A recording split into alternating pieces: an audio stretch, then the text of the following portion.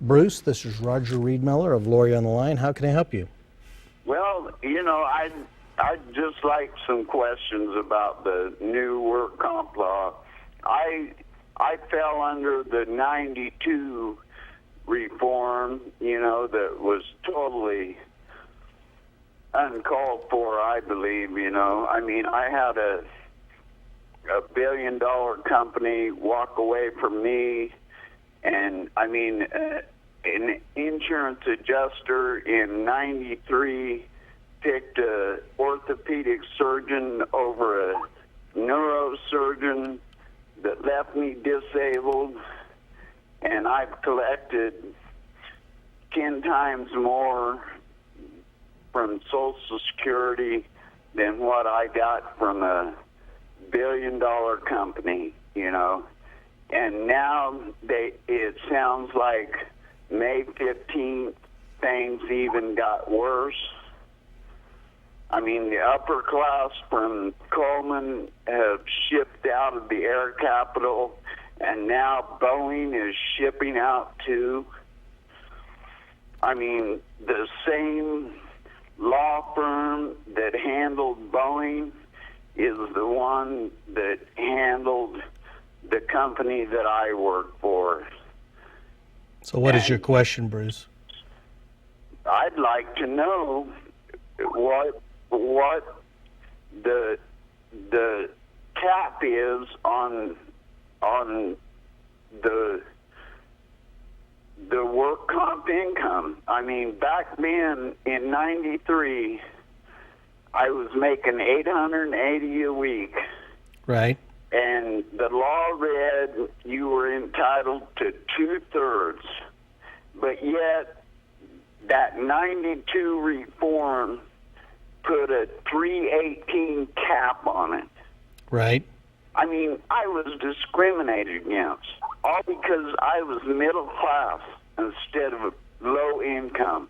Well, Bruce, it actually changes every year, but it still doesn't catch up to the higher wage earners. With the income, but I'd like to know what they've done to it since May 15th. I wonder if it's still entitled to 2/3, and there's still a damn cap on it. There is a cap on it. They raised some of the caps for permanent partial and temporary total disability. Temporary total disability, I believe, was raised from 100 to 125,000. Permanent partial, I believe, was raised from 100 to, I believe, it's 150.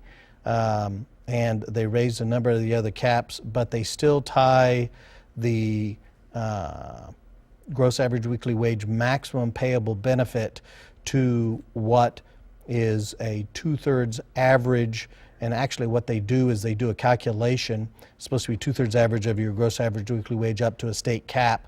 And that state cap is dictated by the overall average wages throughout the state of Kansas, which I believe is supposed to be 75% of that overall average. The problem that you're describing, Bruce, is one that I've been harping on for quite some time, and that is each time we seem to change the workers' compensation laws, we change the system to dump more and more folks who are injured on the job onto the federal government, onto federal programs like Social Security, Disability, Medicare, and Medicaid programs, instead of requiring the workers' compensation system that was supposed to take care of folks like yourself, requiring them to take care of the injured individuals. We require the federal government, which ultimately becomes one of federal taxpayers, which are you and I.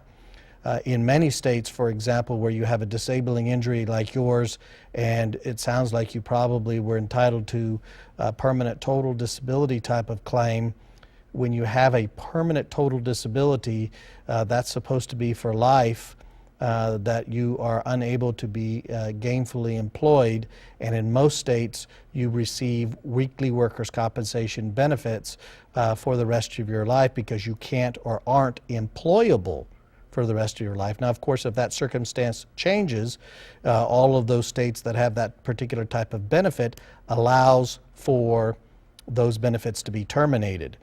In Kansas, permanent total disability, I believe, went up to 150, but don't quote me on that. I don't have those particular caps memorized as of yet.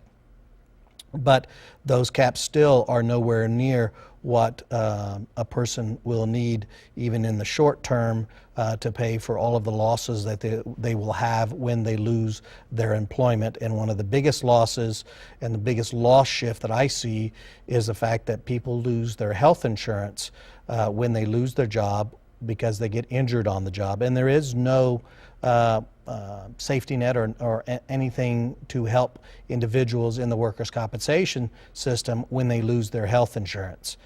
And so it really has a devastating impact upon Kansas family. And all I ask that you do is when you see, like Senate bill, the bill that's coming out before the Senate right now, House bill, you call your senator, call your legislator, and tell them we don't need more bad legislation that hurts Kansas workers, Kansas employees, and